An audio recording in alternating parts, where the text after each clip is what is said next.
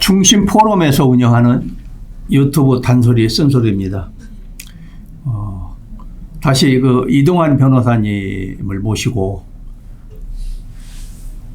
박근혜 대통령님께서 옥중 생활 시에 힘들고 괴롭고 억울했던 얘기들을 그 회고록에 메시지 전달한 내용들이 짧게 있었습니다. 그 내용의 어떤 저희들도 좀 읽어본 적이 있습니다. 그 내용 속에 참 인생 나 같은 사람은 남자들이니까 이렇게 저렇게 버틸 수는 있다고 그러지만 어떻게 보면은 그 여성으로서 또 나이 들으신 분으로서 또 그런 생활을 정말 꿈에도 예기치 못했던 일을 겪으면서 거기 있으면서 메모로 했었던 내용들을 회고록으로 이렇게 해서 메시지 전달하는 것들을 저희들은 다른 분보다 빠르게 접할 수 있었습니다. 그러면서 조금 전에 한 3가지 예를 들어서 설명을 드렸지만 다음 한 서너 가지 정도를 더 말씀을 좀 드리도록 하겠습니다. 이 변호사님이 네. 기억하시는 것들 네네. 중에 또 생각나는 거 있으면 네. 좀 말씀을 또 하나 해 주시죠.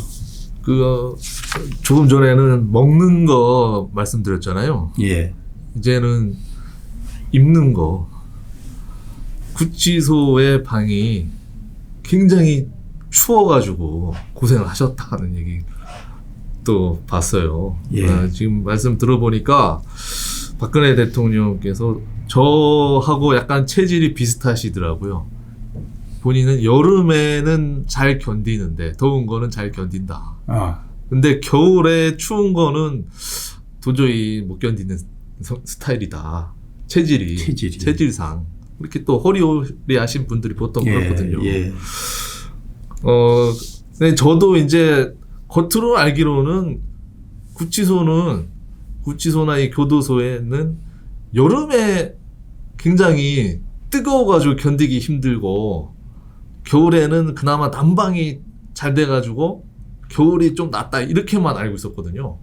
네, 그런데 박근혜 대통령께서는 반대였던 거예요.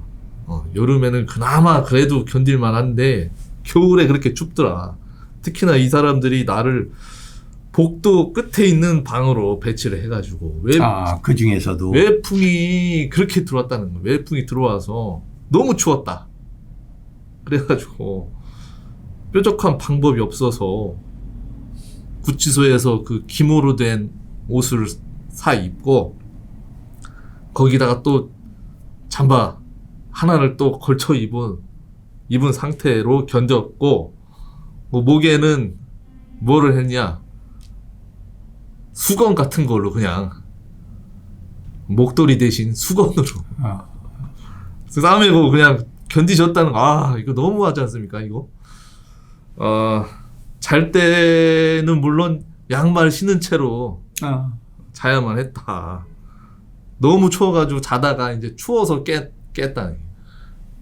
추위에 그냥 깨가지고 밤을 지샜다.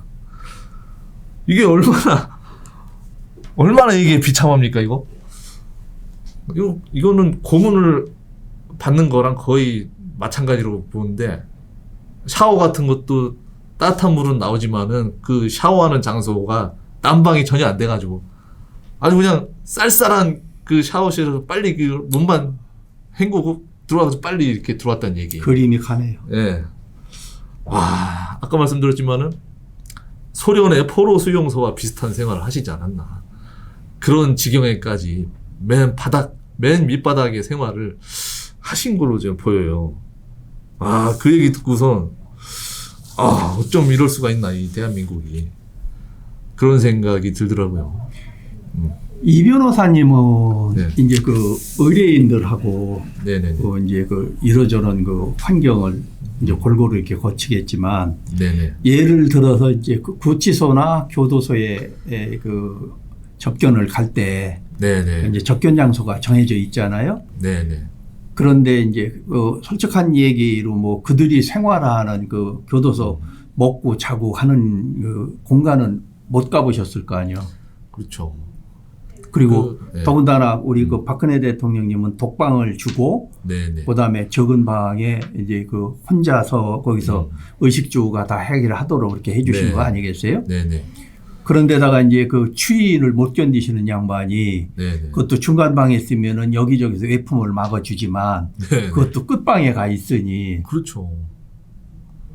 그러면 더 네. 출 거란 말이죠. 그러니까 제가 요 당시 이제 우연찮게 그 서울구치소를 이제 다닐 일이 있었는데 그 앞에서 이렇게 박근혜 대통령 지지자분들이 하는 얘기에 의하면은 말씀에 따르면 아니 박근혜 대통령 방은 그래도 좋다 뭐 이런 식이었어요. 왜냐하면 VIP이기 때문에 나름 신경 써준다 이런 식으로 저는 얘기를 들었었거든요. 그런데 그 얘기와 달리 지금 방 자체를 이제 완전히 외풍이 그냥 바로 술술 들어오는 그쪽에다가 배치를 해가지고 그렇게 추위에 덜덜 떨게 만들었다는 걸 이걸 보고 알게 된 거죠. 상상도 네. 못했잖아요. 그렇죠. 네. 그래도 네. 하여튼 그 어떤 그 일 됐든지 간에 네네. 지금 그 네. 대통령 신분에서 이제 잠시 재판도 네네. 다 끝난 거 아니잖아요. 그렇죠. 그 재판이 끝날 때까지는 그냥 거기 네. 있을 뿐이지. 네네. 그러나 그 대접은 솔직한 얘기로 네. 뭐 다 모든 사람이 똑같은 그 입장이라고는 네. 하지만 아니잖아요. 그리고 네네. 그분이 대통령을 끝나고 사회에 나오는 사람은 왜 경호를 해줍니까? 네네. 대통령이 가지고 있는 국가가 가지고 있는 이런저런 그 비밀을 다 가지고 있기 때문에 그분을 잘 저거 하듯이 경호를 해주듯이 또 그분이 그 계시는 동안은 그 심신의 어떤 그 불편 없도록 네. 하고 네. 또 그분이 가지고 있는 일들을 그 지켜주는 모습은 보여줘야 그게 나라고 그렇죠. 또 국가의 어떤 그 교도관들이 난 해야 될 일이라고 네. 봐지는데 무슨 법을 가지고 그 짓들을 했는지는 모르지만 아마 그 사람들도 뭐 하라고 하니까 하겠지만 그렇게 만드는 사람들은 아마 이제 천벌을 받지 않을까. 아, 나는 그 사람들이 천벌을 받기를 솔직한 얘기로 좀 기도해야 되겠다는 생각까지 들었어요. 그러면은 이제 요 내용도 이제 요 정도에서 끝내시고요. 저는 이제 그런 내용을 한번 봤거든요. 이제 박근혜 대통령이 이제 아까 말씀하신 이제 허리 아프고 어깨 아프고 해서 이제 그 강남 성모병원에서 네. 수술을 이제 받기 위해서 입원을 네. 했지 않습니까? 네네. 그게 이제 세계 그 외신에 이제 그 뉴스가 나가니까 네. 한국에 오면은 뭐 한국에 뭐 누구든지 간에 그 우리 박근혜 대통령을 면회를 가도 되는데 변호사는 변호사대로 갈 수 있고 그렇죠? 네. 그다음에 이제 그 면회는 따로 할 수 있고 그다음에 제가 가서 그 아는 분이라고 그러면 면회를 가게 되면은 또 별도 면회를 할 수 있지 않겠습니까? 네. 이제 그런 것들인데 이제 박근혜 대통령은 변호사 면회만 접견만 했지 그 일반인들은 누구도 안 하셨다는 거 아니겠어요? 네네. 그게 그게 왜 그런 그러냐면은 본인 스스로 뭐 그런 모습을 보여주기 싫었던 것 같아요. 그러셨을 것 같아요. 네. 어떻게 살아온 양반이고 그 아버지 어머니가 참 어떻게 이승을 떠나셨습니까? 그 참 네. 이루 말할 수 없는 일인데 네. 그 당신까지도 이제 그런 입장이 돼 보니까는 참 여러 가지 만감이 그 안에서 교체가 되겠죠. 네. 네. 그래서 그 뉴스 때문이었는지 뭐였는지는 모르지만 박근혜 대통령이 수술차 민간 병원에 나와 있다고 하니까는 미국에서 그 두 부부가 한국으로 왔다는 얘기예요. 네. 혹시 이제 병원에 있으면은 잠시라도 얼굴이라도 보고 갈 수 있을까 해서 그냥 대한민국 국민으로서 네. 교포로서 박근혜 대통령을 존경하던 나머지 그래서 두 부부가 한국에 왔다는 얘기예요. 아. 그래서 이제 병문안을 가려고 하는데 그게 이제 안 된다고 해서 갖다 빠꾸 맞고 갖다 빠꾸 네. 맞고 해서 그래서 이제 그분들이 그 지혜를 모은 것이 그 성모병원 그 맞은편에 그 터미널 네. 그 건너편에 이제 호텔이 있지 않습니까? 네. 네. 거기에 이제 여장을 풀어놓고 결론은 그 한 달 있으셨다는 거예요. 한 달. 예, 그러면서 이제 뵙지는 못하니까는 그분이 계시는 방향, 그 병원, 병실만 쳐다보고 그러고 이제 한 달 있다 가셨대거든요. 네. 그 사이에 어떤 일이 있었느냐면은 유영아 변호사한테 제발 좀 얼굴만이라도 볼 수 있도록 네. 해달라고 하니까 법적으로 안 된다고 하니까 네. 그러면 저가 이런 사람이고 미국 어딘가에서 왔는데 그 기억이 안 나네요. 네. 그 이렇게 왔다. 그래서 네. 못 뵙고 간다. 응원하고 격려 드리고 잘 견뎌 주십사 하는 말씀을 전해달라고 그랬다는 거예요. 그런데 그 얘기를 이제 유영아 변호사가 박근혜 대통령한테 얘기를 했지 않겠습니까? 그 하고 났는데 그 소리를 듣고 나니까 박근혜 대통령이 얼마나 또 속이 그래도 나를 그래도 사람 취급해주고 대한민국 대통령으로 인정해주고 나라는 사람이 그럴 사람이 아니다라는 거를 알고 계시는 분도 있구나. 네네. 그거를 거기서 느끼면서 그분을 뵙고 감사하다는 말씀을 전해달라고 해서 이제 그분들은 한 달 있지만은 그거로 끝났다는 겁니다. 예. 그래서 이제 그런 내용을 우리가 그 보면서 네네. 저는 한국에 있으면서 뭘 했나 그런 생각을 이제 하고 후회도 하고 가슴은 아팠지만 네네. 그런데 이제 저도 이제 밝히지만은 그분이 그 대통령 후보가 되어졌을 때 네네. 대통령 그 선거 때 네. 이 충청남도에서 네네. 공동 선대위원장까지도 해 가면서 네. 그분이 대통령 되기를 참 원했고 기도하고 그 당시에는 정말 저는 8시간을 자야 되는 사람인데 그 반토막도 못 자가면서 그렇게 이제 아이고. 활동했었을 때가 있었거든요. 큰 공을 세우셨네요. 그랬던 분이 그렇게 되고 나니까는 그러니까요. 마음이 너무 아팠죠. 네. 그런 분을 그러니까는 아군 대통령을 탄핵하는데 계획을 세우고 앞장서고 또 그러고 있다가 탈당했다 다시 겨돌아서 또 국회의원 하겠다고 하는 이런 싸가지들 보면 네. 정말 싸가지 없는 놈들을 보면 네네. 지금도 그 몸으로 할 수 있으면 몸으로 어떻게 육탄으로 정말 한번 그 혼을 내주고 싶을 정도로 그렇죠. 아직도 식어지질 않았어요. 그럼 심판을 받아야 됩니다. 이런 방송에서 이런 얘기 하면 될지 안 될지 모르지만 뭐 네. 하고 싶은 얘기 다 하고 네. 예.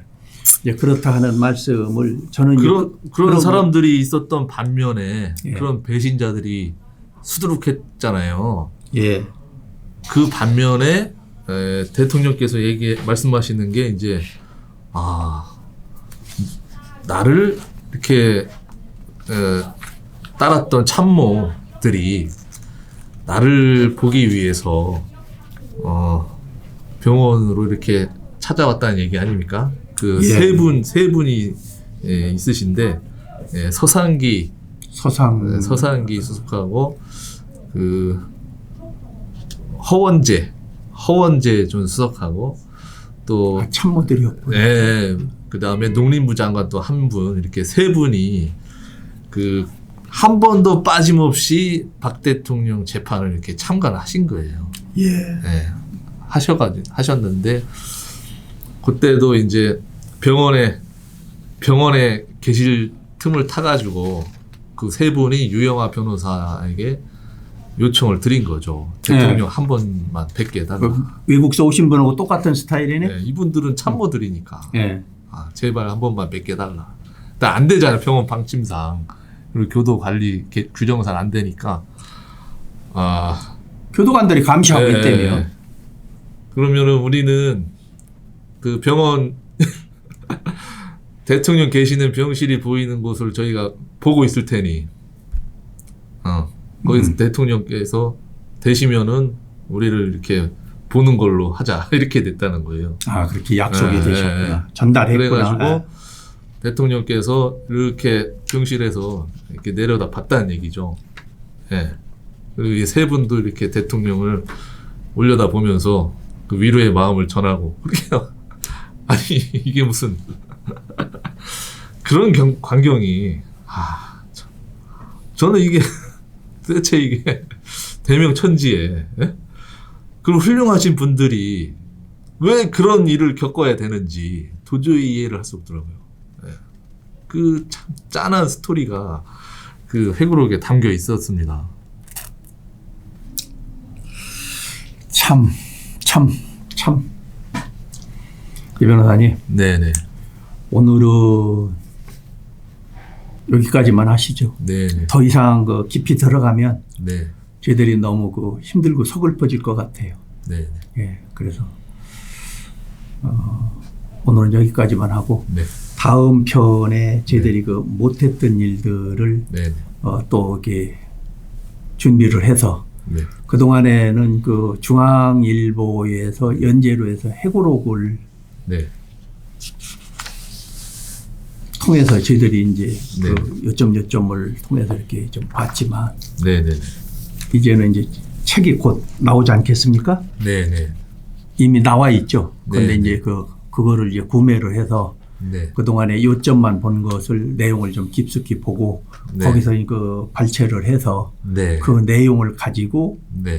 한번 그 더 재밌게 네. 재밌다는 얘기는 박근혜 대통령 고생하신 내용을 전달한다는 게 아니라 그 쉽게 그 설명을 드려서 네. 그분들이 이 책을 읽어보지 않으신 분들이 읽는데 도움이 될 수 있도록 네. 또 못 읽어보신 분들은 저희들을 통해서 아 그런 일이 있었구나 하는 내용을 알 수 있도록 네. 그런 그 준비를 다음에 해서 다시 한번 해보시죠. 네. 알겠습니다. 오늘 그 의뢰인 만나시고 그분 재판을 위해서 오전에 새벽부터 움직이셨을 텐데 멀리 지방까지 갔다 오시고 그래서 이 시간까지 이렇게 또 제 뜻을 청해서 들어주셔서 고맙고